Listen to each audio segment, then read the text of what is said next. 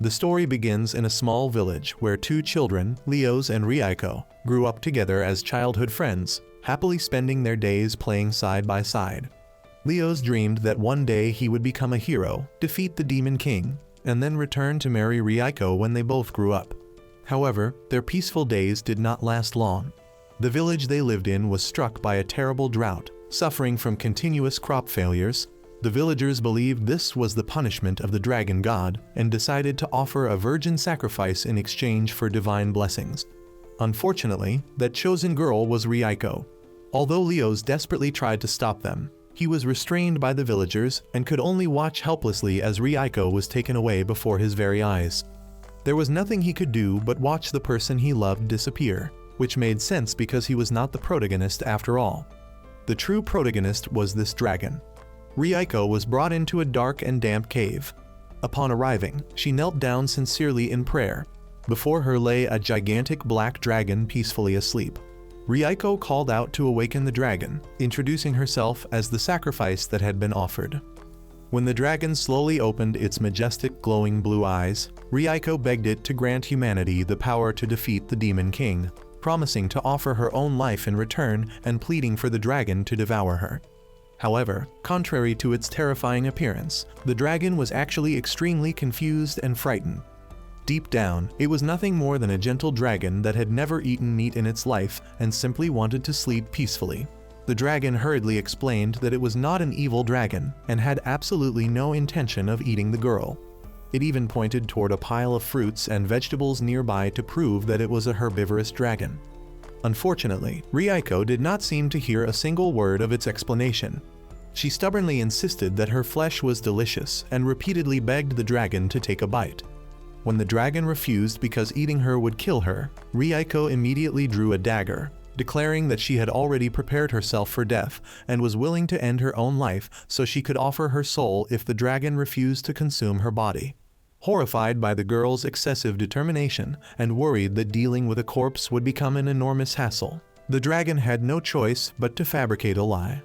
It pretended to roar, released a burst of air, and declared that it had already devoured her soul. It explained that a dragon of its caliber had no need to chew physical flesh because it could absorb souls directly. Rieko's eyes immediately sparkled with excitement as she completely believed the story. Overjoyed, she concluded that she had already lost her soul and had now become a faithful servant of the great evil dragon. She swore absolute loyalty to it. The dragon could only let out a weary sigh and reluctantly accepted the misunderstanding so the girl would willingly leave the cave with it. Afterward, the dragon decided to escort Rieko back to her village. Along the way, it walked through vast forests, and everywhere it passed, every beast from rabbits to leopards fled in panic. Although the dragon kept reminding itself that it had never harmed anyone, all creatures instinctively feared it. Carrying Rieko on its back, it traveled beneath the forest canopy toward the human village. While Rieko was thrilled to be riding on her master's back, the dragon only wished to return her home safely so it could resume its peaceful life. When they finally reached the village gate, the atmosphere instantly became unbearably tense. The villagers, including elders, young men, and soldiers, had all gathered with crude weapons trembling in their hands as they faced the enormous monster before them. The dragon landed on the ground and tried its best to maintain an imposing appearance so its timid nature would not be exposed. A trembling elderly village chief stepped forward and nervously asked why the evil dragon had come. The dragon continued its performance, growling that it had only come to return the girl. It lied that it had already consumed Rieko's soul and found its flavor extremely satisfying, so it had decided to spare the village. It warned the villagers never to bring such low-quality sacrifices to pollute its refined palate again, and ordered them to take good care of Rieko because she had faithfully fulfilled her role as the sacrifice. Upon hearing those words, the villagers were utterly terrified. Yet at the same time they breathed a tremendous sigh of relief after realizing they had narrowly escaped death. However, the situation suddenly changed when a stone came flying through the air and struck the dragon in the face. The one who threw it was Leos, a young man from the village.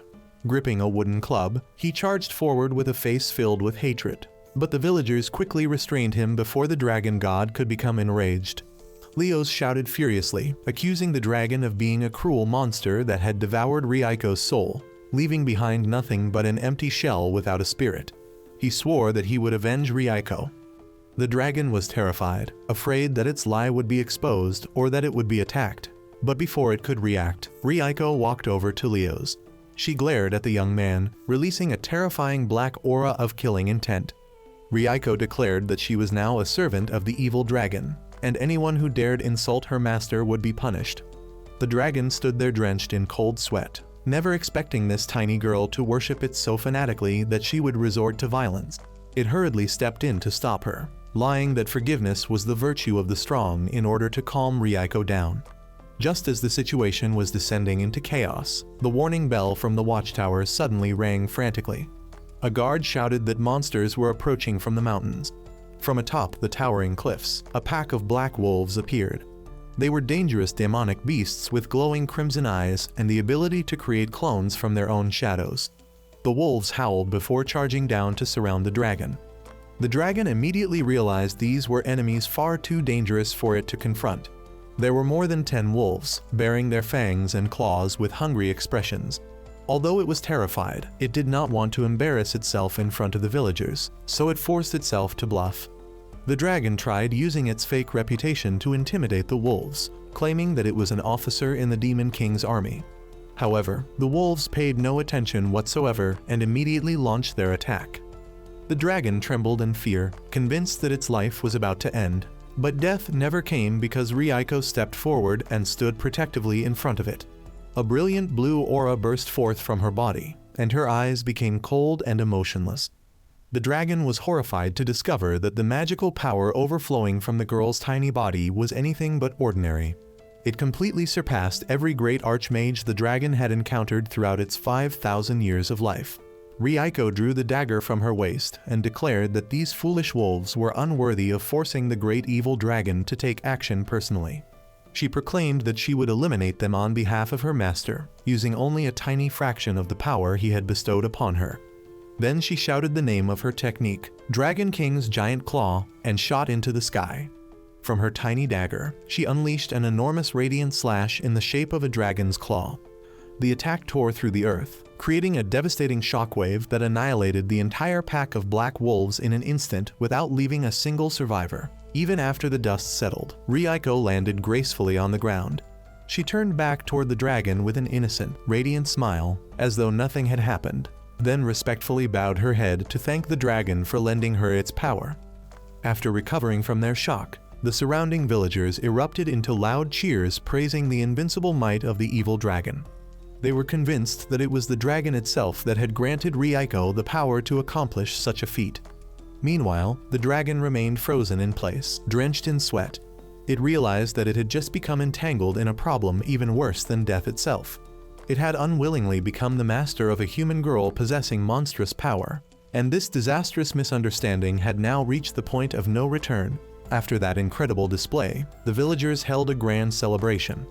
The elderly village chief knelt flat on the ground, trembling as he begged forgiveness for Leo's disrespect.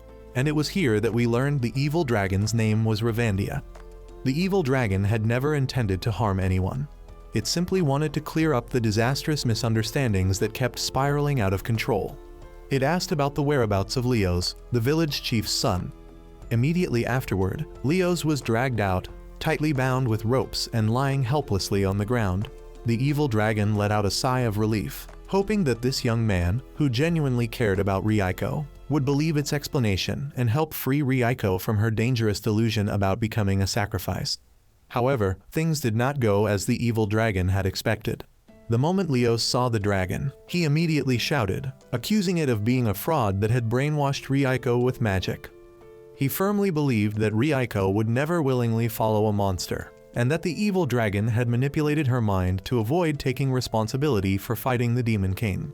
While Leo's continued yelling his accusations, and seeing the look of disappointment on the evil dragon's face, Ryuko's expression turned ice cold. She drew her dagger without hesitation and pressed it against Leo's throat, believing that he had insulted the noble Lord Evil Dragon. The evil dragon was horrified and hurriedly stopped the violent actions of its unwilling disciple. Ryuko coldly declared that she and Leo's had never shared any special feelings.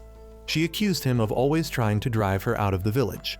and now he was simply jealous because she had earned the honor of becoming the evil dragon's sacrifice. In Ryuko's eyes, Leo's was nothing more than a loser trying to sabotage her sacred mission. In reality, he had once tried to help her escape the village, only to abandon her in the forest before running back by himself.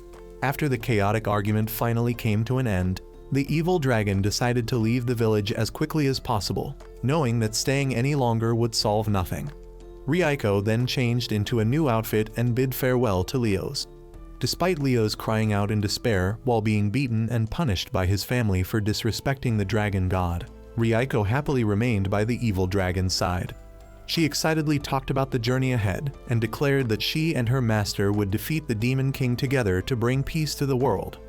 Ryuko asked the evil dragon to spread its wings and soar into the sky, making use of the overwhelming power of the night. Unfortunately, there was one ironic truth. Despite its majestic appearance, the evil dragon had absolutely no idea how to fly. Before it could confess this embarrassing fact, Ryuko had already cast a technique called Twin Wings of Obsession. A gigantic pair of black energy wings sprouted from the dragon's back, and in the blink of an eye, the two of them shot high into the night sky. The evil dragon screamed internally because it actually suffered from an extreme fear of heights, while Ryuko admired what she believed to be her master's incredible power. Floating helplessly in the air with no idea where to go, the evil dragon came up with a plan.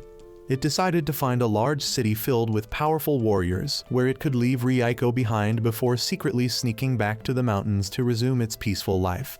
It asked Ryuko to search for such a place. She immediately activated the evil dragon's 1,000-mile eye, which was actually her own detection magic, and quickly located the city of Peridot to the northeast. Ryuko then enthusiastically began reporting that egg prices in Peridot had tripled, inflation was getting worse, and the city's tax policies had become increasingly complicated. The evil dragon hurriedly interrupted her, telling her to skip all the useless information and simply lead them to the city. However, when they approached Peridot, the sight before them was not the bright lights of a prosperous metropolis, but a sea of blazing flames. The entire city was engulfed in fire, smoke, and chaos. The evil dragon was horrified to realize that this place had become a living hell rather than the safe refuge it had hoped for. It silently blamed Ryuko for failing to report such an important battle while rambling endlessly about the price of eggs. Down below, the city's soldiers were desperately fighting against an invading force. A young commander looked into the sky and, upon seeing the gigantic silhouette of the evil dragon descending from above, immediately assumed that a new demon king had appeared. He ordered his soldiers and mages to concentrate all their firepower on the dragon. Countless brilliant magic projectiles shot into the sky toward the evil dragon and Ryuko. Faced with the relentless barrage, the evil dragon panicked completely, but Ryuko became furious that those humans dared attack her magnificent master. She immediately decided to retaliate. Taking a deep breath, she puffed out her cheeks before unleashing an enormous stream of blue energy that swept across the heavens. The attack, known as Evil Dragon Breath, instantly annihilated every flying bird-like monster in the sky, creating a blinding explosion of light that shook the entire city. The evil dragon landed with a heavy impact that sent a powerful tremor through the ground, filling the air with clouds of dust. When the dust finally settled, the evil dragon stood revealed with its glossy black scales and majestic sapphire blue eyes, while an enraged Ryuko stood beside it, causing the city's soldiers to retreat in fear. At that moment, a red-haired female warrior clad in full armor stepped out from the ranks of the defenders. She was Alliant, the Lord of Peridot. Having witnessed everything that had happened, she realized that this dragon had actually helped them eliminate the monsters. Alliant respectfully bowed her head and apologized for the misunderstanding caused by her subordinates. Standing atop the dragon's head, Ryuko proudly introduced him as the great evil dragon Ravandia, who was on a journey to defeat the Demon King. However, Alliant quickly explained the dire situation. The city was under attack by flying skeletal monsters that possessed the ability to regenerate endlessly from corpses, and their primary objective was to set the city ablaze.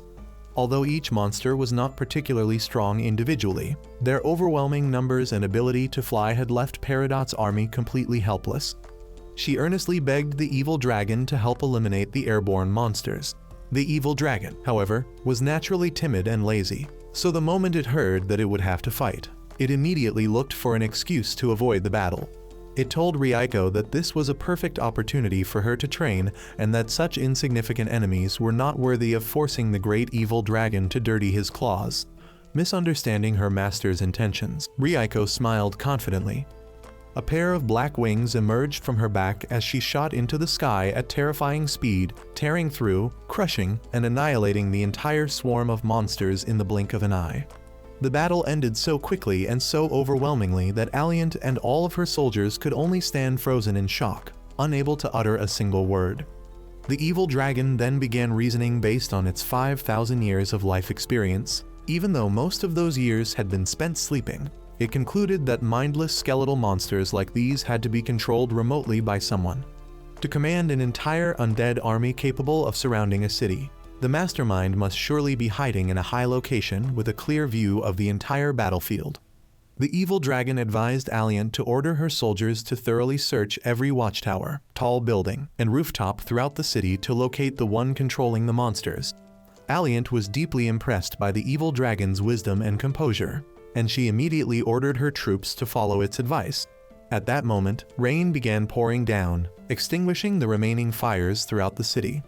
After expending an enormous amount of magical power, Ryuko became completely exhausted. The evil dragon gently told her to rest, assuring her that she had completed her mission brilliantly. Ryuko smiled happily after receiving praise from her master before quickly falling asleep at the dragon's feet. Watching the little girl sleeping so peacefully, the evil dragon quietly began making plans. It realized that Alliant was both responsible and trustworthy, so it decided to leave Ryuko in her care for training and protection. That way, it could finally free itself from this burden and return to its peaceful life in the mountains. As Ryuko slept soundly beneath the dragon's protection, she dreamed of her late father gently covering her with a blanket, filling her heart with warmth and safety. Thus ended a long and turbulent night in the city of Peridot. Night rain continued to fall over the devastated city after the battle, while columns of smoke still rose from the ruins. The evil dragon had curled up its massive body to shield the sleeping Ryuko within its embrace. Alliant approached together with her troops. She ordered the soldiers to go assist the other survivors before walking forward alone to face the dragon. Alliant spoke first, observing that the rumors describing the evil dragon as a bloodthirsty monster did not seem to be true after seeing how carefully it cared for its own disciple. The dragon hurriedly denied her assumption, trying to explain that it was not the kind of dragon she imagined before making a request. It hoped that she would allow the child to remain in the city. Although Alliant looked suspicious, the dragon continued explaining. It insisted that Ryuko was not its disciple at all and that she alone had destroyed the flock of flying monsters earlier. It sincerely hoped that if Ryuko could stay here and receive a proper education, she would eventually become an outstanding mage capable of helping humanity. Alliant frowned, unable to believe that such overwhelming magical power had truly originated from the little girl herself. Instead, she suspected that it had been granted to her by the dragon. The dragon let out another helpless sigh, realizing that no matter how honestly it spoke, nobody would believe the truth. Although Alliant still had her doubts, she agreed to arrange a place for Ryuko to stay after the battlefield had been cleaned up, saying they could discuss everything else afterward. The dragon was overjoyed that it had finally managed to pass on this burden, but Alliant suddenly asked one more question that left it completely speechless. Why had it betrayed the Demon King? However, Alliant believed that the Demon King would never treat someone as powerful as the dragon poorly, or perhaps the dragon's pride simply would not allow it to serve another. Flustered, the dragon confessed that there had been a misunderstanding. It insisted that it was not an evil dragon at all, but merely a useless herbivorous dragon. However, this sincere confession was taken by Alliant as nothing more than mockery. Enraged, she drew her greatsword and declared herself the Demon King's loyal sword, swearing to punish such an arrogant traitor. Just as Alliant's blade was about to strike, a small shadow suddenly dashed forward and intercepted the attack. Ryuko had instantly awakened the moment she sensed killing intent directed at her master. With nothing but two small daggers, she blocked the enormous greatsword, glaring at Alliant with razor-sharp eyes. Ryuko apologized to the evil dragon for her carelessness in allowing an enemy to approach while she was asleep, then declared that she would present the enemy's severed head as atonement. A fierce battle immediately erupted atop the city walls. Moving with lightning-fast agility, Ryuko relentlessly assaulted Alliant. The red-haired warrior quickly realized that Ryuko's magical power far surpassed her own, yet her combat techniques were incredibly immature, and she had no idea how to control her mana, causing her to waste it at an alarming rate. Even so, Ryuko possessed the uncanny ability to predict her opponent's movements, making it extremely difficult for Alliant to land a hit. Realizing that if the battle continued, Ryuko would either exhaust herself or worse, destroy herself through mana overload, Alliant decided to end the fight. She used her strength to launch Ryuko high into the air, where the girl had no foothold to maneuver or dodge. Alliant then rushed behind her and struck her down to the ground, knocking Ryuko unconscious. Watching the scene unfold, the dragon was utterly horrified, realizing that Ryuko had been cornered. Having dealt with the only obstacle in her way, Alliant immediately turned her attention toward the dragon. She unleashed a direct attack against it.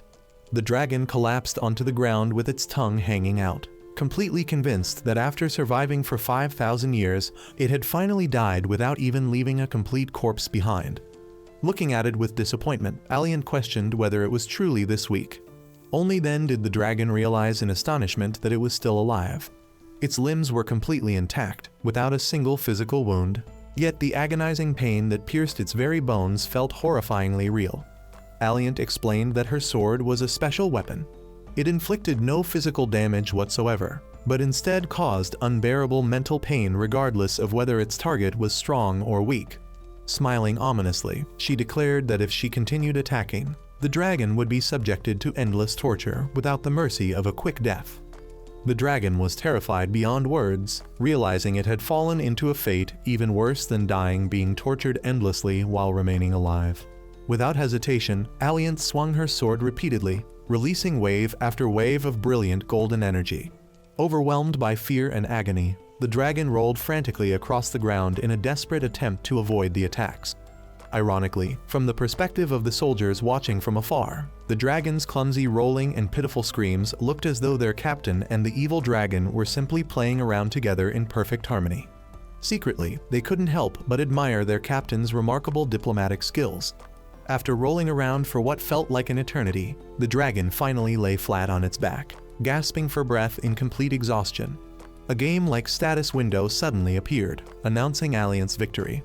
She calmly sheathed her sword, then asked in disappointment why the dragon had never fought back despite being subjected to such excruciating pain.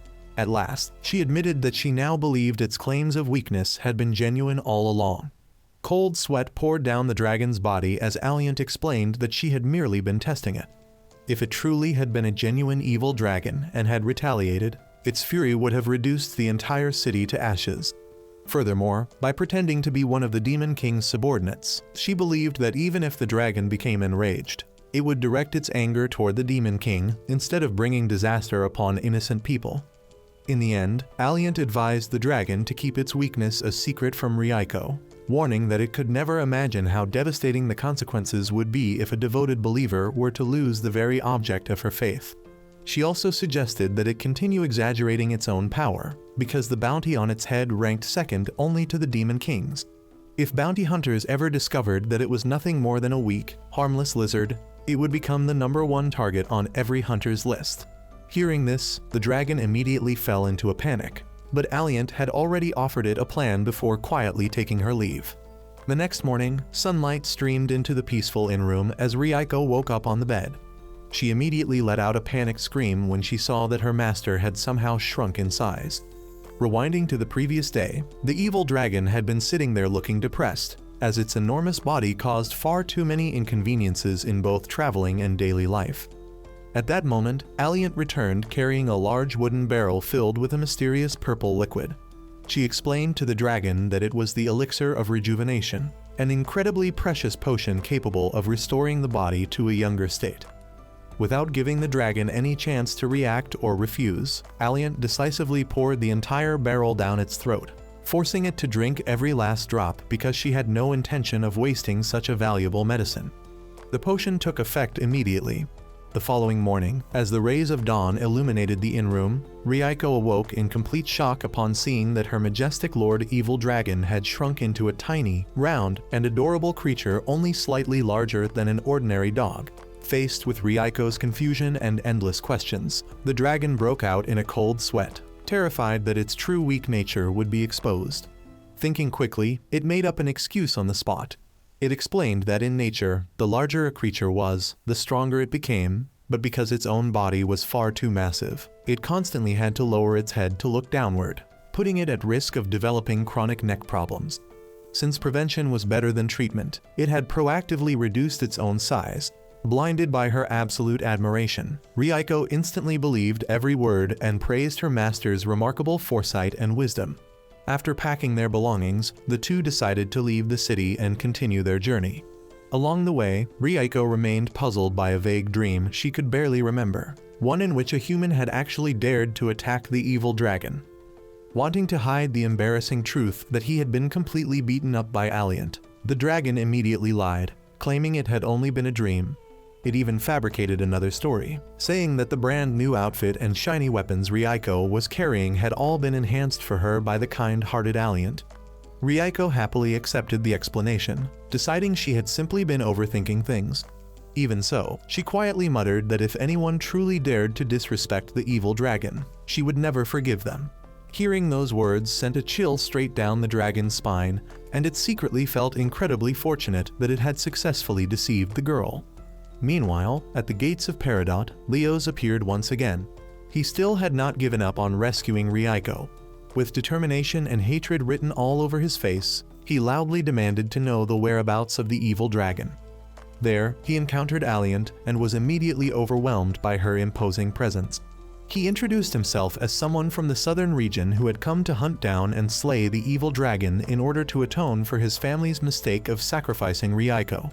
However, Leos's clumsiness quickly became apparent when he nearly had his head crushed by a massive boulder falling from a ruined structure. Alliant effortlessly caught the enormous rock with a single hand, saving his life at the very last second. Witnessing such extraordinary strength, Leos immediately knelt and begged Alliant to accept him as her disciple so that he could become powerful enough to defeat the evil dragon and rescue Ryuko. Alliant agreed but warned him that her training would be unimaginably harsh. What followed was a series of hellish training sessions in which Leos was forced to drag massive weights without rest. Whenever he collapsed from exhaustion, Alliant refused to let him recover naturally, instead forcing him to drink a suspicious bowl of bubbling green medicine that instantly restored his stamina before making him resume training immediately, forbidding him from even thinking about giving up. Back in the dense forest where the evil dragon and Ryuko were traveling, the dragon, now in its tiny form, dragged itself forward weakly with an empty stomach after going so long without food. Seeing this, Ryuko drew her dagger and enthusiastically suggested roasting a wild rabbit she had just caught as an offering to her lord. The dragon was horrified because, by nature, it was a herbivorous dragon that could not bring itself to eat meat, especially not adorable little creatures like rabbits. Remembering Alliant's warning that Ryuko must never lose faith in him, the dragon could only make up another excuse, claiming that such ordinary food simply did not suit its refined palate, while inwardly crying from unbearable hunger. Just then, 3 rough-looking bandits appeared and blocked their path. They were human traffickers, and after spotting the fair-skinned, adorable Ryuko along with the unusual-looking little dragon accompanying her, they immediately came up with the idea of kidnapping both of them and selling them on the black market. They began making rude remarks, mocking the evil dragon for looking stupid. Hearing this, Ryuko became furious and asked the evil dragon for permission to punish them, fearing that Ryuko would use excessive force and end up killing them, which would damage the peaceful relationship with humans he had been trying so hard to preserve. The dragon told her not to act recklessly. Seeing the pair remain motionless, the bandits grew even bolder. One of them casually cursed out loud, but the large leader mistakenly thought his subordinate had just called him useless. The bandits immediately turned on one another, breaking into an internal brawl that filled the area with dust and chaos. After beating up his own men, the leader turned back toward Ryuko and continued provoking her. Seeing that the situation was escalating, the evil dragon ordered Ryuko to stop once she had made her point, intending only for her to frighten them. However, Ryuko misunderstood her master's words as permission to unleash her true power. Her eyes flashed with a murderous blue light, and with nothing more than a gentle tap on the bandit leader, she generated an overwhelming shockwave that blasted him away along with a massive section of the forest behind him. Dust billowed everywhere, trees collapsed in every direction, And after witnessing such terrifying power, the bandits realized they had picked a fight with something they absolutely should not have provoked. Trembling with fear, they dropped to their knees and begged for mercy. Afterwards, the pair forced the bandits to lead them to the place where they had imprisoned their slaves. After freeing everyone, the evil dragon's stomach could no longer endure its hunger, and it desperately searched for a way to get rid of the troublesome situation. It then made up another excuse, claiming this was actually a test, and ordered Ryuko to escort the 3 bandits back to the city and hand them over to the guards before returning by the following morning. Ryuko obediently tied them up and dragged the miserable bandits across the ground without the slightest complaint, leaving the evil dragon alone in the forest. The moment she disappeared, the dragon let out a huge sigh of relief, delighted that it finally had some time alone to look for food. Excitedly, it ran deeper into the woods and was overjoyed when it discovered a damp cave filled with the delicious green moss that it loved to eat. Without a second thought, the evil dragon rushed inside, only to accidentally lose its footing and tumble straight into a deep pit hidden within the cave. Crashing onto the bottom, the dragon groaned in pain. When it looked up again, it froze in horror upon seeing the enormous skeleton of a giant dragon lying before it. Ancient murals covered the surrounding stone walls, depicting humans hunting and slaughtering dragons. The atmosphere inside the cave instantly became cold and terrifying. From the depths of the darkness emerged a pitch-black, slimy creature covered with countless glowing eyes. Speaking in a hoarse, eerie voice, it expressed its excitement after waiting so many years for a living creature to finally wander into this place. The shadowy being transformed, opening a gigantic mouth filled with razor-sharp teeth before lunging directly at the evil dragon. In that life or death moment, the dragon curled into a trembling ball, tears welling up in its eyes as it desperately screamed for Ryuko to come save it. The creature let out a savage laugh, thrilled that a living being had finally entered its domain. Completely overwhelmed with panic, the dragon desperately backed away while crying for help, but the mysterious entity continued advancing, casting magic that summoned sharp spikes erupting from the ground to block every possible escape route. Cornered against the cave wall, the dragon became convinced it was about to be eaten alive. However, instead of attacking, the creature suddenly held out a bright red apple and asked whether the dragon wanted something to eat. Since the evil dragon was a herbivore and had been starving, its attitude changed instantly. It eagerly accepted the apple along with the vegetables the creature offered and devoured them with great delight. Seeing the dragon happily enjoying the meal, the shadowy being withdrew its killing intent and introduced itself. It revealed that it was the god of hunting, an ancient deity who had once descended upon this land to teach humanity the art of hunting for survival. However, after humans had mastered those skills, they gradually forgot about him, leaving him trapped inside this cave. He explained that the only way he could finally leave was by passing his hunting techniques on to another disciple.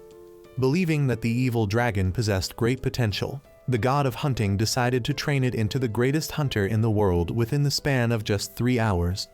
Although the evil dragon repeatedly tried to explain that it was nothing more than a useless dragon that had accomplished absolutely nothing in its 5,000 years of life and could never learn any skills, the stubborn god refused to listen. He confidently declared that there was no such thing as a bad student, only a bad teacher, and immediately began a hellish training program. The first lesson focused on physical conditioning. The god of hunting ordered the dragon to lie down and perform 200 sit-ups. However, because of its perfectly round body and enormous tail, the evil dragon could not lie flat on the ground no matter how hard it tried. It simply rolled back and forth like a ball, panting heavily without completing a single sit-up. Watching this spectacle, the god broke out in a cold sweat, realizing that his training curriculum might not be suitable for dragons after all, but he stubbornly maintained his composure. The second lesson focused on balance training. The two traveled to a cliff where a narrow wooden bridge stretched across the abyss. The god of hunting ordered the dragon to cross it. Staring at the rotten plank bridge, the dragon trembled in fear, convinced it would collapse beneath its weight. The god confidently assured it that the bridge had never broken under anyone before. Trusting his teacher, the dragon cautiously stepped onto it, but the very instant its weight touched the wood, the bridge snapped clean in half. The evil dragon plummeted straight into the ravine and slammed painfully against the cliff face while the god of hunting awkwardly tried to justify the disaster by claiming that failure was the mother of success.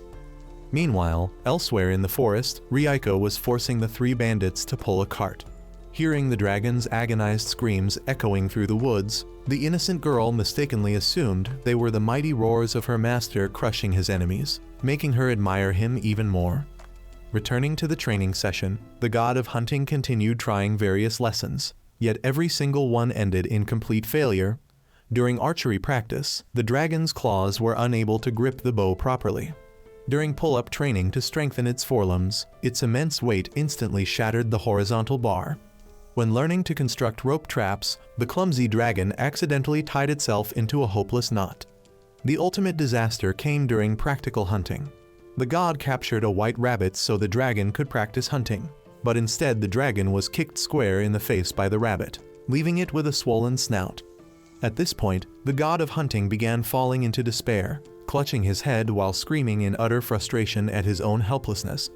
Refusing to admit defeat, he unveiled his final lesson: obstacle avoidance training.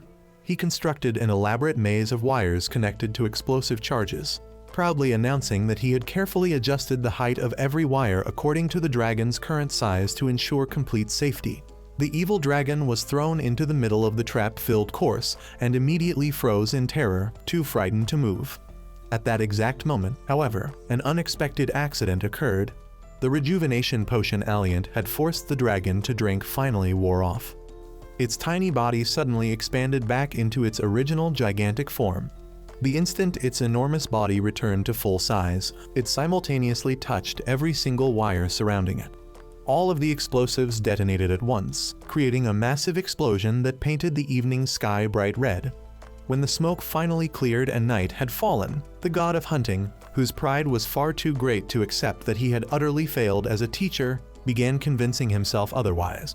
He declared that the evil dragon had graduated with outstanding honors simply because it had survived the most brutal final examination imaginable. Officially proclaiming the dragon's graduation, the god instructed it to extend one of its claws so they could perform the inheritance ceremony. A stream of purple energy flowed from the god's hand into the dragon's claw, leaving behind a magical crest. Once the ritual was complete, the god of hunting warned the dragon never to mention his name to anyone it met in the future. In reality, he was simply too embarrassed to let the world discover that such a hopeless student had once been his disciple. Having said that, the god vanished into thin air, leaving the bewildered evil dragon standing alone in the dark forest. The dragon also breathed a sigh of relief, secretly thinking that it had no desire for anyone to know it had ever been trained by such a bizarre teacher either. The following morning, sunlight filtered through the forest as the evil dragon slept peacefully beneath a tree until it was awakened by a familiar voice. Rieko had finally returned after successfully escorting the captured bandits to the city. She happily ran over to her beloved master. The moment the dragon saw Rieko again, it was so overjoyed that tears streamed down its face like rain.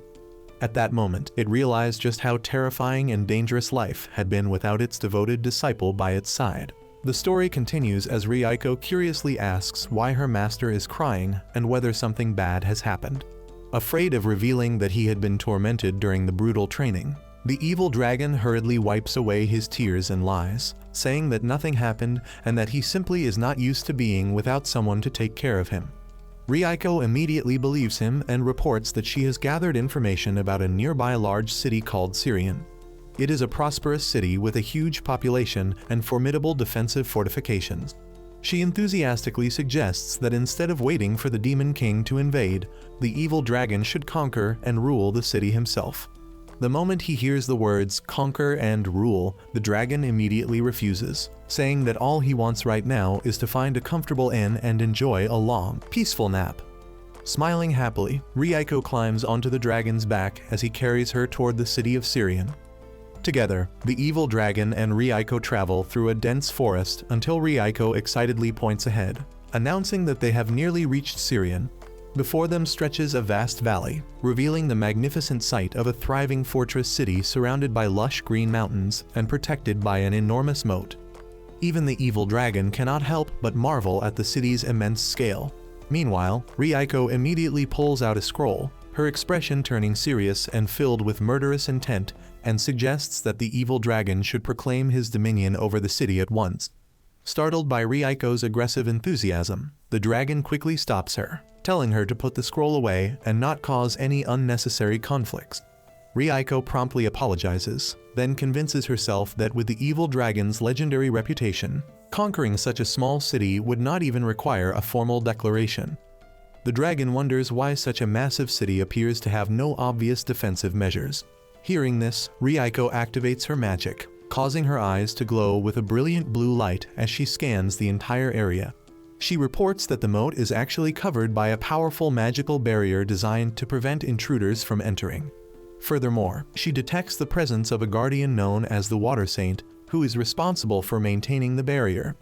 The evil dragon is relieved to hear this, thinking that such strong defenses must make the city a safe place to rest. However, before he can celebrate, a voice echoes from the riverside.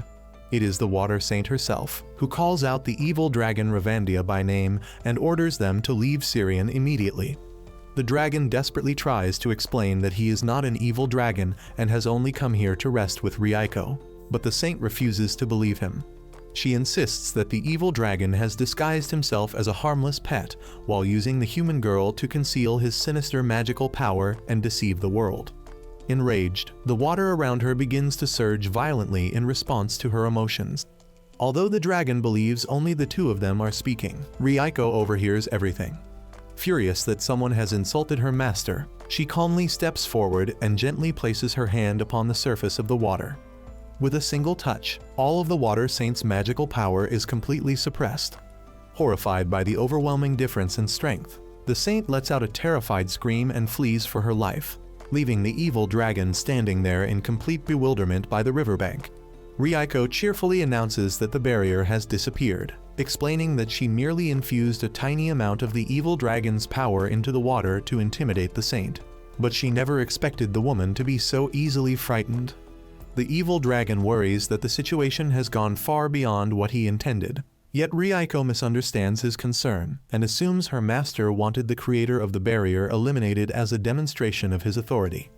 Desperate to salvage the situation and enter the city peacefully, the evil dragon quickly invents a new identity for himself. As the two of them pass through the city gates, they notice curious townspeople watching them. Thinking quickly, Ryuko introduces them as members of the traveling New Gao Circus, explaining that the evil dragon is a trained performance dragon. The townspeople immediately believe her story, marvel at how obedient the dragon is, and warmly welcome the pair into the city. A large, friendly man in the city enthusiastically introduces them to the statue standing in the central plaza. It is a monument dedicated to the Holy Maiden, the guardian of Saren. He recounts the ancient legend that this land was once a barren desert where nothing could survive until the Holy Maiden appeared and used her power over water and earth to transform it into fertile farmland, allowing the people to settle down and prosper. The man excitedly talks about the upcoming festival held in her honor. Ryuko almost blurts out the truth that the Holy Maiden had just been scared away, but the evil dragon quickly cuts her off by pretending to perform a voice imitation, distracting everyone's attention. The townspeople are thoroughly entertained and believe it is simply one of the circus dragon's special talents. After escaping the crowd, the evil dragon and Ryuko rent a room at an inn to rest. Worried that the Holy Maiden's disappearance will cause the city's protective barrier to fail and endanger the citizens, the evil dragon decides he must find her, clear up the misunderstanding, and persuade her to return and restore the barrier. He orders Ryuko to stay inside the inn, rest, and absolutely not follow him. As always, Ryuko's blind devotion leads her to interpret the order as some profound hidden intention of her master's, but she obediently stays behind. The evil dragon wanders alone through the busy streets and marketplaces searching for the Holy Maiden, but cannot find her anywhere. The scorching heat and unbearable thirst begin to torment him. Hoping to get a drink of water, he enters a quiet tavern. Ironically, the Holy Maiden is hiding inside one of the tavern's glasses of water. Trembling with fear when she sees the evil dragon walk in, she believes he has come to hunt her down. As the bartender pours the dragon a glass of water, the Holy Maiden panics from inside the glass. She uses her magic to shake the cup violently, causing the water to spill across the table. The evil dragon stares in confusion, unable to understand what just happened, while the Holy Maiden imagines him preparing to breathe fire in fury. She lets out a terrified scream, crashes through the tavern door, and flees once again. The evil dragon watches the figure dash away without realizing who it was, only lamenting that he never even got a single sip of water. Determined to quench his thirst, he heads toward a secluded water trough on the outskirts of the city. Fate plays another cruel joke on him, as the Holy Maiden is hiding inside that very trough as well. Just as the evil dragon lowers his head to take a drink, the Holy Maiden screams in terror, believing she has been discovered, and runs away yet again, leaving the poor dragon frozen in place with his throat burning from thirst. Exhausted, the evil dragon drags himself to the river outside the city, hoping that surely no one would be hiding there. However, he remembers the rumor that the river water has been blessed by the Holy Maiden with demon-slaying magic, making him too afraid to drink it. As the dragon despairs from hunger and thirst, a group of village children runs over, curiously surrounding the unusual dragon. One little girl offers him a bright red apple. Starving, the evil dragon opens his mouth wide to take the fruit. At that exact moment, the Holy Maiden sees the scene from afar. Through the lens of her fear, the dragon's open mouth looks as though he is about to devour the children. Unable to stand by, she unleashes a brilliant beam of light and throws herself between the evil dragon and the children. As the dust settles, she spreads both arms protectively in front of the children and boldly declares that she will no longer run away and is ready to fight the evil dragon to protect the people. The evil dragon can only stare blankly while the children innocently explain that the dragon is very gentle, and they were simply feeding him an apple. The exhausted dragon also admits that he is merely a herbivorous dragon who is starving and desperately thirsty and has never intended to harm anyone. The Holy Maiden freezes in shock as she realizes that the terrifying cruelty she had imagined was nothing more than the dragon being extremely hungry. As evening falls, the children wave goodbye and run home, leaving only the evil dragon and the Holy Maiden standing together on the grassy field. The Holy Maiden realizes that everything has been one enormous misunderstanding, and that she has no reason left to fear him or fight him.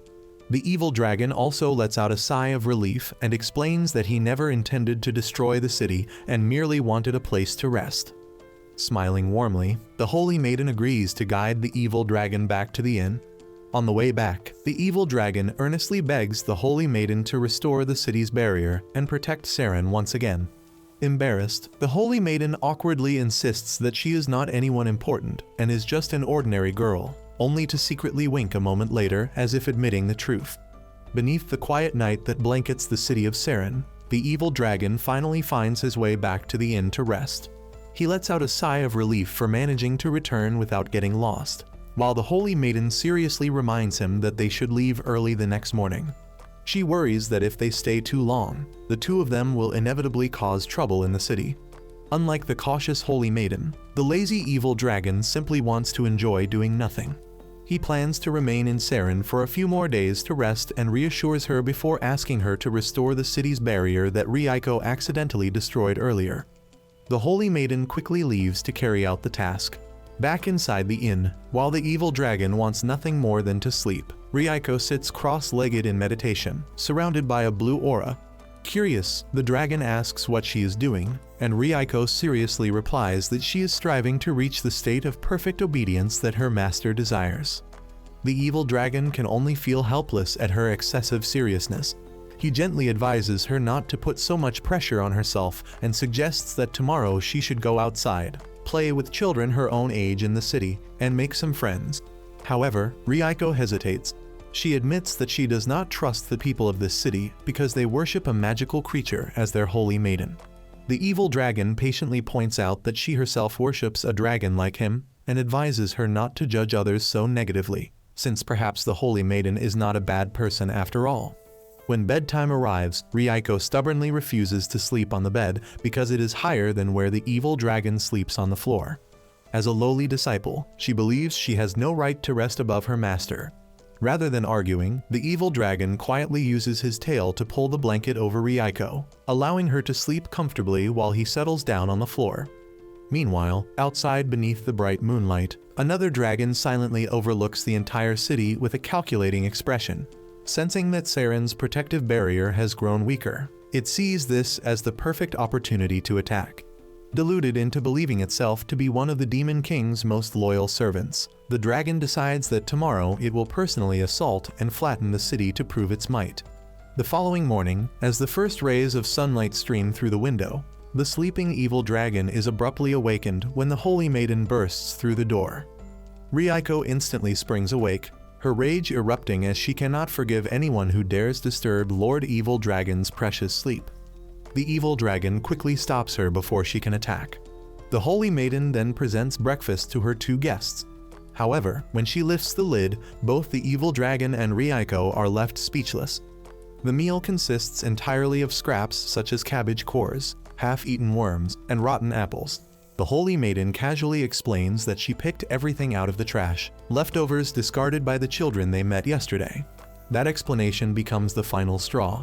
Unable to contain herself any longer, Ryuko lunges at the Holy Maiden with terrifying speed. The Holy Maiden instantly transforms into a puddle of water and flees in panic, leaving the room in complete chaos. Once the commotion settles, the evil dragon sternly lectures Ryuko. He teaches her what it means to possess the dignity of the strong, explaining that true strength should never be used recklessly over trivial disputes such as terrible food. He forbids her from using her power without his permission, except in situations of self-defense.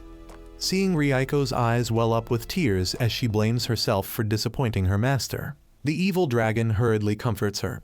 He assures her that he is honored to have her as his disciple and encourages her to go outside, have fun, and lift her spirits. Ryuko immediately brightens, happily bids her master farewell, and promises to complete her mission of having fun with utmost dedication. After Ryuko leaves, the evil dragon decides to search for the Holy Maiden so he can apologize and make up for the damage that was caused.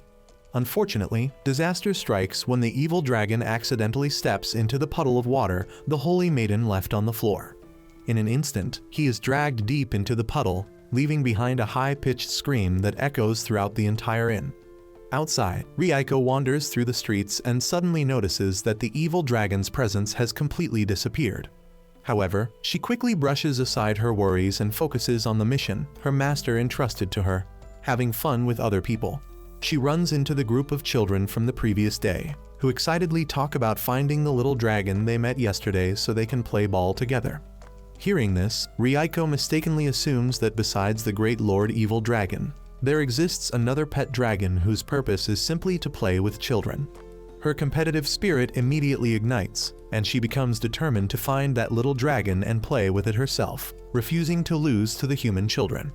Meanwhile, the evil dragon's situation is far more miserable. After slipping, he falls into a hidden body of water beneath the city. There, he encounters the Holy Maiden again, now appearing in the form of a young child. She desperately clings to him with all her strength, forcing him underwater in an attempt to die together with him. The Holy Maiden believes that by concentrating all of her water element magic in this place, she can drown the evil dragon and save the city of Saren, even if it costs her own life. The evil dragon struggles frantically, choking on water as he desperately tries to cry for help, but no sound comes out. Above the city, the dragon that appeared the previous night launches its attack, throwing the streets into chaos and sending the citizens fleeing in panic. At that very moment, Ryuko arrives. In her eyes, the gray dragon before her is none other than the little pet dragon the children had been talking about. Wearing an unsettling smile, she points directly at the dragon and loudly declares, "I finally found you. You're that little dragon, aren't you? Come play with me." Standing before her is a fairly large gray dragon, though it is still much smaller than the evil dragon's true form. Ryuko points at the gray dragon and politely asks it to play with her. The gray dragon responds with complete arrogance, proudly referring to itself as this great one while looking down on the tiny human girl before it. It turns to leave, refusing to entertain such a childish request, but Ryuko instantly grabs its tail and stops it. Although the gray dragon struggles with all its might, it is shocked to discover that this little girl possesses incredible strength, effortlessly holding it in place with just one hand. Feeling that the pride of a member of the Demon King's army has been gravely insulted, the gray dragon decides to teach her a lesson. It gathers energy as brilliant blue lightning crackles across its body and proudly announces that it will show her the consequences of provoking it. Ryuko, however, shows no fear whatsoever. She simply smiles innocently and asks whether it would like to play catch instead. Before the gray dragon can even process what she means, Ryuko slams it violently into the stone plaza. The impact creates a massive crater while dust explodes into the air. The gray dragon cries in pain with tears streaming from its eyes, but Ryuko only looks disappointed because her ball failed to bounce the way she expected. Refusing to give up, she continues her rather violent game. The gray dragon desperately takes to the sky in an attempt to escape, but black wings instantly sprout from Ryuko's back as she flies after it, grabs its tail in midair, spins it around like a pinwheel, and repeatedly smashes it back into the ground. The poor dragon can do nothing except scream in agony and despair. While being mercilessly tossed around, the gray dragon realizes in horror that this human girl is anything but ordinary. Ryuko then throws the gray dragon high into the sky and happily continues her game of catch, repeatedly slamming it into the ground. At the very same time, deep beneath the lake hidden below the city, the evil dragon faces an even greater crisis. The holy maiden continues to hold him tightly inside a giant sphere of water surrounding them both, determined to sacrifice herself in order to drown the evil dragon and protect the peace of Saren. She refuses to let go, while the evil dragon struggles desperately for air, trying with all his remaining strength to push her away but unable to escape her unwavering grip. The story takes a sudden turn when the gray dragon that Ryuko had sent flying crashes down at terrifying speed, slamming into the ground with such force that the resulting shockwave shatters the holy maiden's massive water sphere and accidentally frees the evil dragon. After the impact, both of them emerge from the water, and thanks to the skill bestowed upon him by the god of hunting, the evil dragon manages to summon a black duck-shaped life preserver. Seeing that the evil dragon is still alive and even floating safely with a life buoy, the holy maiden concludes that he had planned everything in advance and is simply too cunning. Filled with rage, she unleashes every last drop of her magical power, controlling the surrounding water to summon an enormous tsunami that rises like a towering fortress around the evil dragon. Panicking, the evil dragon desperately tries to explain that such an attack would flood the entire city and endanger the innocent people she is trying to protect. The holy maiden hesitates for a brief moment, but her eyes soon harden with determination. She declares that if she cannot defeat the evil dragon, she will use all of her remaining strength to imprison him there forever. The colossal wave transforms into hundreds of water pillars resembling giant tentacles, binding the evil dragon tightly in midair and forming an unbreakable aquatic prison. Trapped within the crushing currents, the evil dragon writhes in pain, convinced that his life is about to end. At that critical moment, the god of hunting contacts him once again. The ancient deity states that, according to his own principles, he will help the evil dragon for a second and final time. He hands him a black handheld loudspeaker and instructs him to follow his directions. In his panic, the evil dragon grabs the loudspeaker and loudly shouts "Master," exactly as instructed, but nothing miraculous happens. The loudspeaker merely amplifies his desperate scream instead of producing any attack or defensive ability. The shadowy deity casually explains that the device was originally intended for the evil dragon to protect himself with sound, but since he has no idea how to use it, there is nothing more he can do. Declaring that his responsibility has ended, the god of hunting disappears, leaving the helpless dragon to fend for himself. The holy maiden continues pouring more power into her spell, beginning to drain the evil dragon's magical energy through the surrounding water. He can feel his strength rapidly fading, but this unexpectedly triggers an outcome that nobody could have predicted. The magical energy being drained is actually the power of the rejuvenation water that Alliant had forced him to drink earlier. As the potion's magic is completely exhausted, its shrinking effect vanishes, causing the evil dragon's tiny body to rapidly expand back to its original colossal size, instantly shattering the aquatic prison and destroying the entire water barrier she had painstakingly created. Meanwhile, high above the city, the true mastermind, a monstrous grasshopper, is secretly controlling the gray dragon while observing everything from the sky.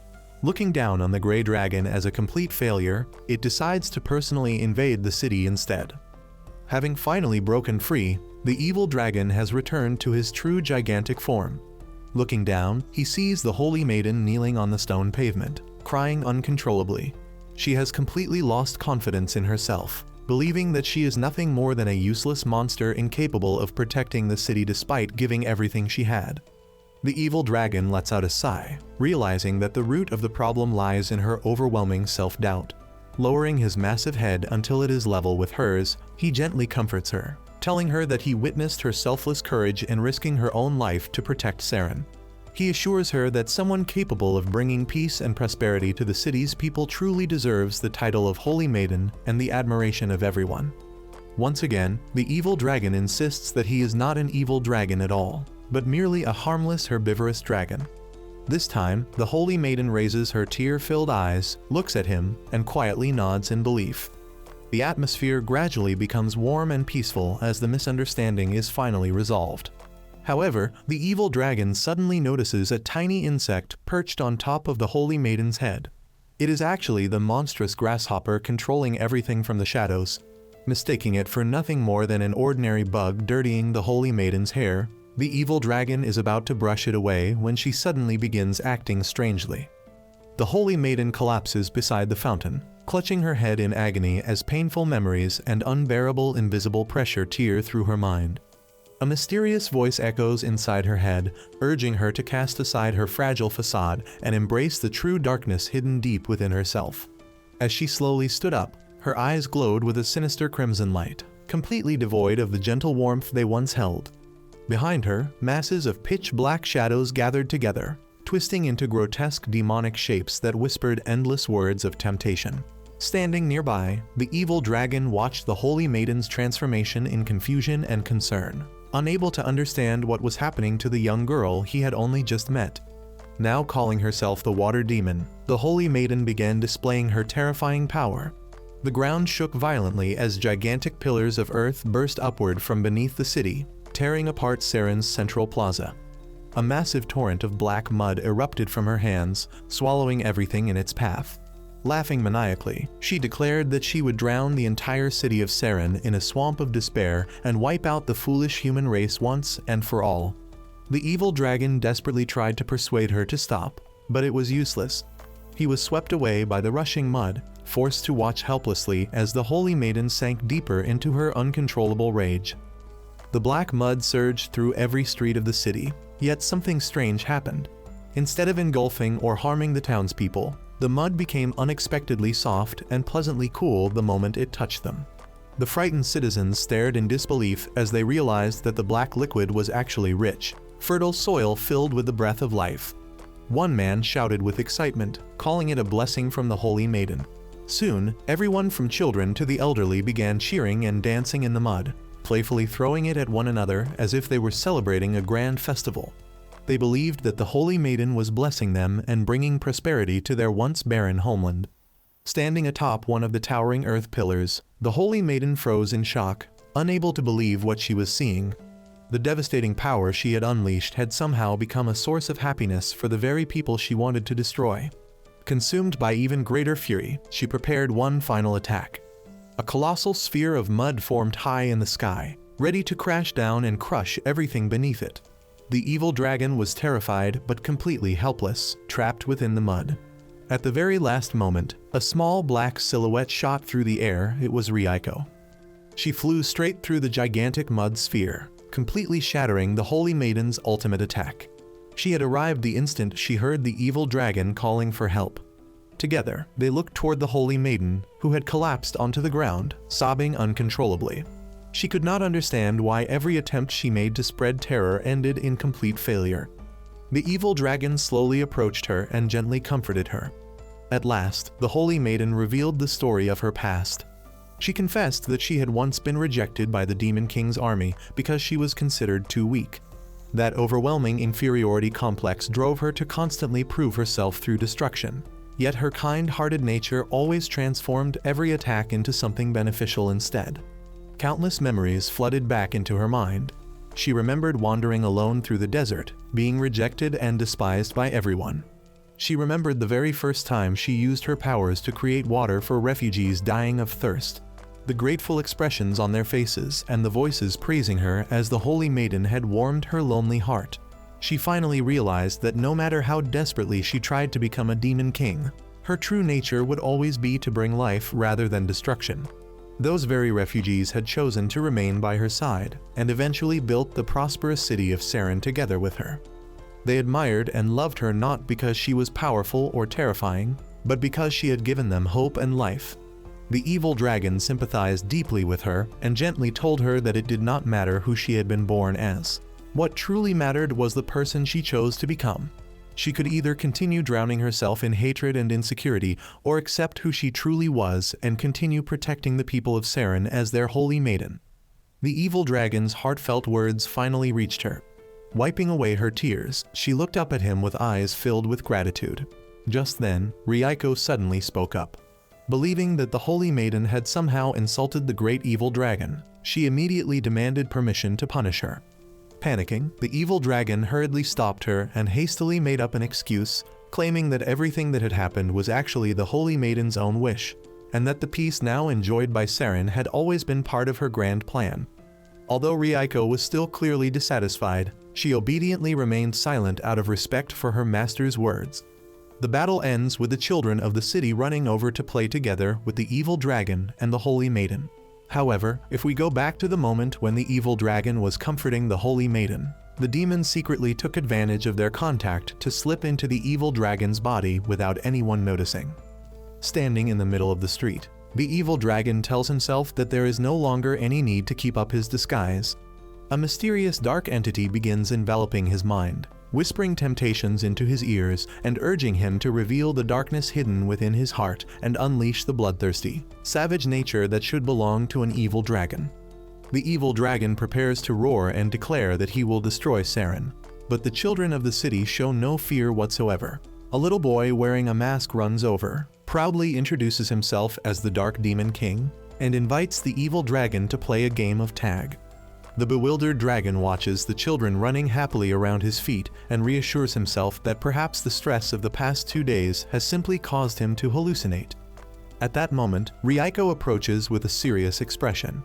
Kneeling respectfully, she declares that she has finally understood the profound intention behind her master's order to interact with the human children. Ryuko concludes that the evil dragon wanted her to personally experience the innocence and weakness of the humans living in this city. She dismisses such behavior as childish and laughable, firmly stating that this foolish city and its incompetent holy maiden are things the great evil dragon would never even bother acknowledging. Standing beside her, the evil dragon breaks out in a cold sweat, feeling that he has long since grown accustomed to Ryuko's absurd misunderstandings and twisted interpretations. Ryuko suggests that since the evil dragon has no interest in ruling this place, they should continue their journey. Deep down, the evil dragon truly does not want to leave, but he maintains his dignified appearance and claims that they have already caused enough trouble for Seren. Since the holy maiden no longer needs his guidance, he says it would be best to leave quietly without disturbing the townspeople any further. The two pack up their belongings and head toward the city gate. However, as soon as they reach the bridge, the holy maiden is already standing there blocking their path. Spreading both arms wide, she loudly demands to know where they think they are going, complaining that Seren is not a place where people can simply come and leave whenever they please.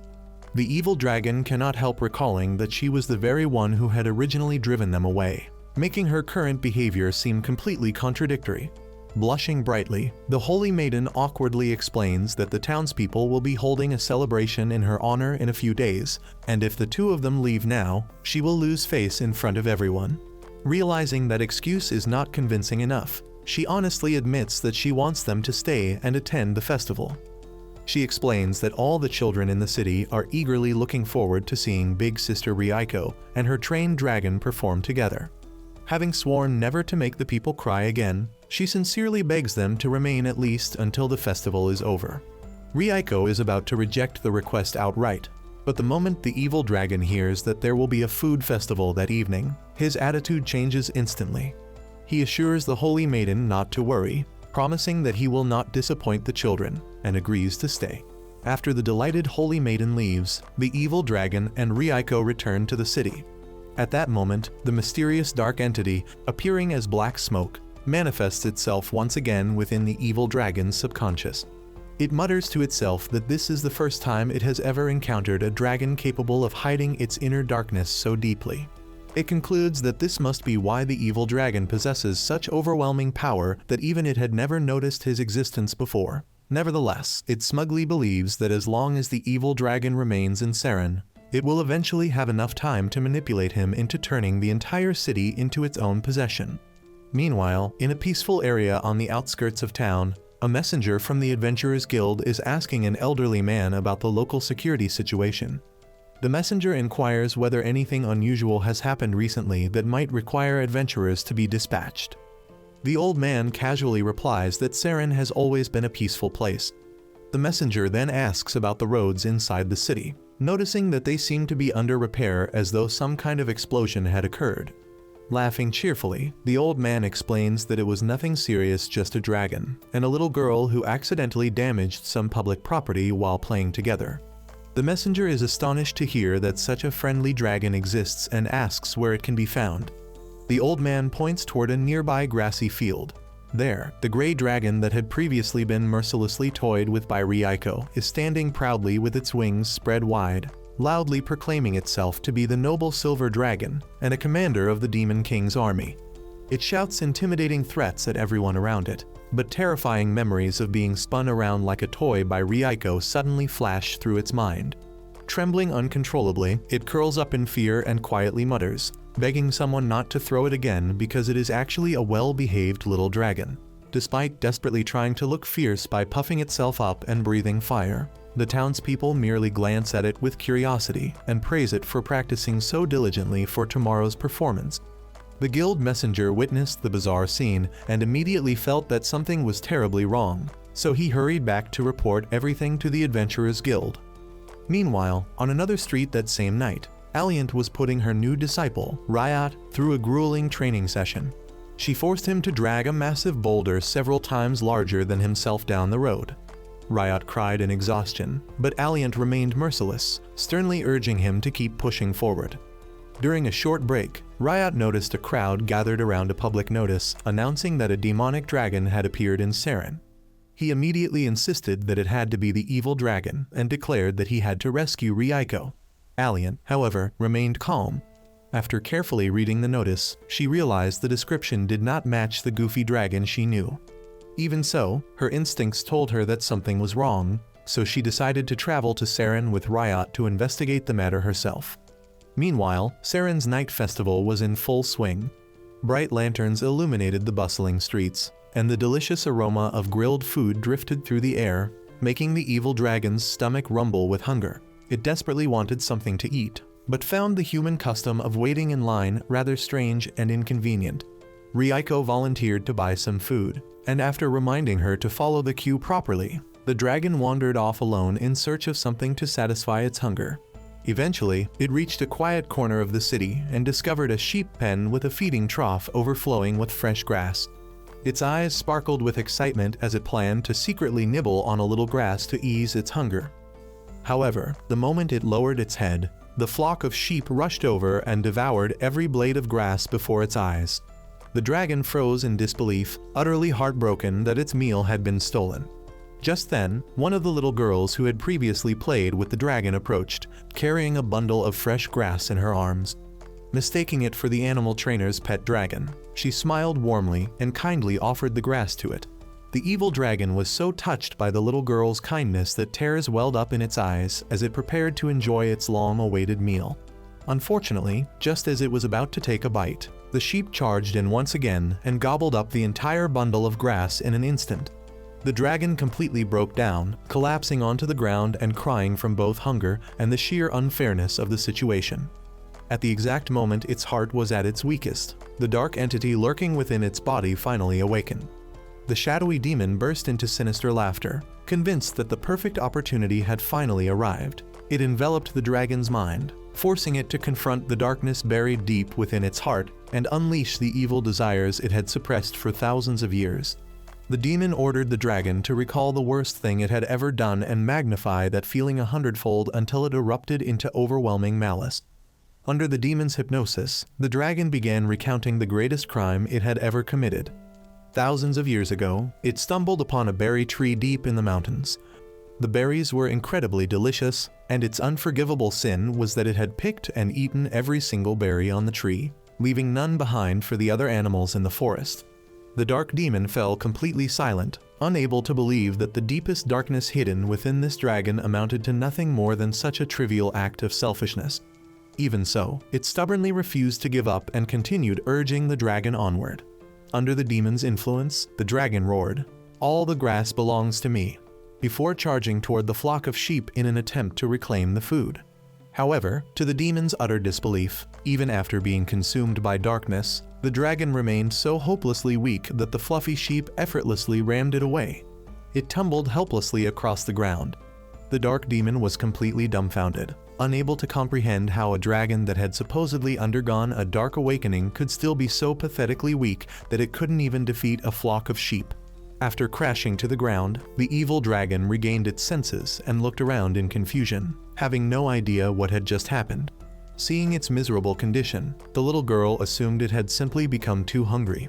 She apologized because the sheep had eaten all of its grass, then happily suggested another idea.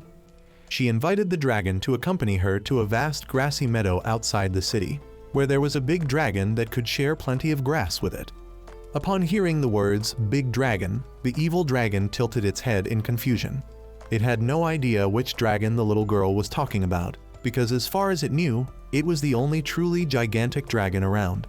The next day, the evil dragon accompanied the village girl to meet the mysterious dragon.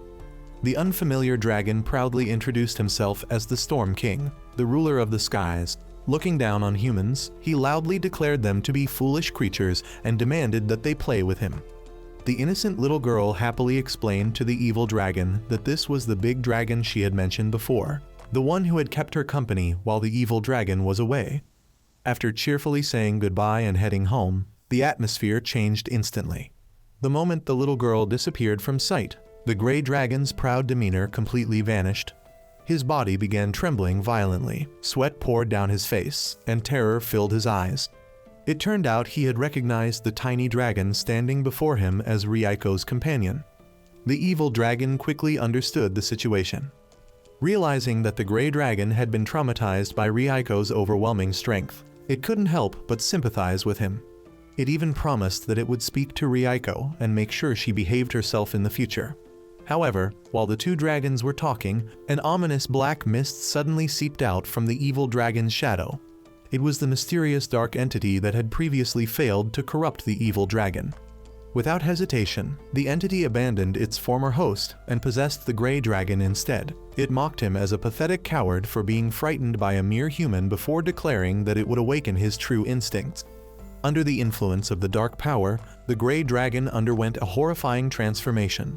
His eyes glowed crimson, black miasma and crackling lightning engulfed his body, and he let out a frenzied roar before turning to attack the evil dragon.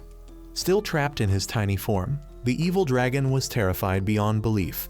It could do nothing except curl into a ball on the ground, desperately crying out for Ryuko to save him. Just as disaster was about to strike, a black blur shot across the battlefield at incredible speed. Ryuko appeared in an instant and delivered a devastating flying kick straight into the gray dragon's face, sending him hurtling across the ground and carving a massive trench through the earth. Dust billowed everywhere as she landed gracefully before the evil dragon with her usual calm yet respectful expression. She apologized for allowing such a nuisance to disturb her master's peace. The evil dragon hurriedly tried to calm her down before she resorted to even more violence. But the gray dragon, now completely controlled by the dark entity, refused to back down. Observing Ryuko more carefully, the dark entity suddenly realized the mistake it had made. The overwhelming magical power it had sensed all along had never belonged to the useless dragon. It had been emanating from the tiny human girl standing before it. Regretting that it had missed the opportunity to possess her from the very beginning, it resolved to correct its mistake. Controlling the gray dragon, it deliberately provoked Ryuko and unleashed an enormous lightning attack, hoping to make physical contact with her. Ryuko remained completely unfazed. She charged forward and caught the gray dragon's gigantic claw with her bare hand. The instant their hands met, the dark entity abandoned the dragon and slipped directly into Ryuko's body. It invaded her mind and dredged up the painful memories of her late father, intending to exploit her grief and awaken the darkest part of her soul. Ryuko immediately fell into turmoil. Inside her own consciousness, she cried out desperately for her father. Outside, terrifying greenish-blue magical energy began pouring out of her body. The light gradually faded from her eyes, replaced only by emptiness and overwhelming rage. A catastrophic explosion of magical power erupted from within her, violently blasting both the evil dragon and the gray dragon far away. The gray dragon was utterly defeated, collapsing unconscious onto the ground. At that very moment, Alliant arrived on horseback, having sensed the enormous disturbance from afar. Witnessing Ryuko screaming as uncontrollable magical power swirled around her, Alliant immediately understood what had happened. She explained to the evil dragon that Ryuko possessed an unimaginably vast amount of magical power that she herself could never fully control. Her gentle and kind nature acted as a seal that kept that power restrained. However, once someone deliberately broke that seal, the overwhelming magical energy would consume her sanity, transforming her into a monster driven solely by instinct. The dark entity watched with delight, eagerly anticipating the birth of Ryuko's cruelest and most destructive self. It was convinced that the hatred and darkness within her would reduce everything around her to ruin. But what happened next was something it had never imagined. Instead of taking control, the dark entity itself was swallowed whole by Ryuko's overwhelming magical power and completely erased from existence. Even after becoming fully corrupted, Ryuko's awakened instinct was not one of indiscriminate slaughter. Instead, an overwhelming obsession surfaced within her mind to eliminate the Saintess at all costs. Ryuko screamed in a frenzy, accusing the Saintess of being an insolent wretch who had dared to offend great evil dragon Sama, and declared that the Saintess deserved death. Meanwhile, the Saintess, hiding behind the evil dragon, cried out in terror, unable to understand why Ryuko's instincts were so determined to take her life. Ryuko, now enveloped by black energy wings and a dazzling blue aura, charged forward to attack. The evil dragon hurriedly grabbed the Saintess and fled for dear life, while Ariant also urged everyone to retreat, knowing full well that even she could not stop such overwhelming power. The group fled across the desolate plains as Ryuko floated high in the sky, preparing to unleash a devastating attack. She formed a gigantic sphere of energy and hurled it directly toward the fleeing group. The evil dragon, who had been running with the Saintess on his back, suddenly stopped. A thought flashed through his mind. This was the perfect opportunity to finally free himself from Ryuko, the troublesome girl who had always clung to him. If Ryuko stayed behind to rampage or was destroyed here, he would finally regain his peaceful life, the very thing he had wished for all these years. Yet when he looked up and saw Ryuko screaming in agony in the sky, being consumed by her own overwhelming power, he could no longer take another step. He realized that he simply could not abandon her. Ignoring Ariant's and the Saintess's desperate pleas, the evil dragon turned around and stood still, staring at Ryuko with unwavering determination. He decided that he would never abandon his disciple. That cowardly, useless dragon now stood before the raging storm of energy, ready to face the monster Ryuko had become. Beneath a crimson sky stained by destruction and dusk, an enormous blue sphere of energy gathered terrifying power overhead. The evil dragon stood upon the shattered earth, gazing up at Ryuko as she hovered above in a completely uncontrollable state. Beside him, the water Saintess desperately begged him to run away before it was too late. However, contrary to his usual timid nature, the evil dragon displayed an unprecedented resolve. He told himself that for the past 5,000 years, whenever danger appeared, he had always chosen his own safety first. But this time, he refused to run away. He could not leave Ryuko to face this suffering alone. With that determination, the evil dragon let out a mighty roar. A blue light erupted from his body, blasting away the surrounding dust as he charged forward and used his own body to withstand the descending storm of energy. A tremendous explosion erupted, sending the evil dragon crashing backward. When the smoke finally cleared, he lay sprawled on the ground, gasping for breath. Yet he still refused to give up. By this point, Ryuko had been completely swallowed by the power of darkness and immediately dived down to attack the evil dragon once again. At the very last moment, Ariant grabbed the evil dragon and literally used him as a weapon, swinging him to knock away every blast of energy Ryuko unleashed. After observing the situation, Ariant concluded that although Ryuko had been demonized and had lost her sanity, a tiny fragment of humanity still remained deep within her subconscious. That was why none of her attacks had ever dealt a truly fatal blow to the evil dragon, the very person she revered above all else. Realizing this was their only chance, Ariant proposed a plan. She would throw the evil dragon directly at Ryuko, hoping that physical contact would awaken the remaining humanity within the girl. Without giving the evil dragon any chance to protest or refuse, Ariant grabbed him by the tail and hurled him with all her strength. The evil dragon shot into the sky like an arrow, flying straight toward the protective sphere of energy surrounding Ryuko. He pierced through the barrier and collided with her. However, the plan failed miserably. Because he was still in his shrunken form, the evil dragon was simply too light and too weak. Ryuko's protective aura instantly blasted him back toward the ground before he could truly reach her.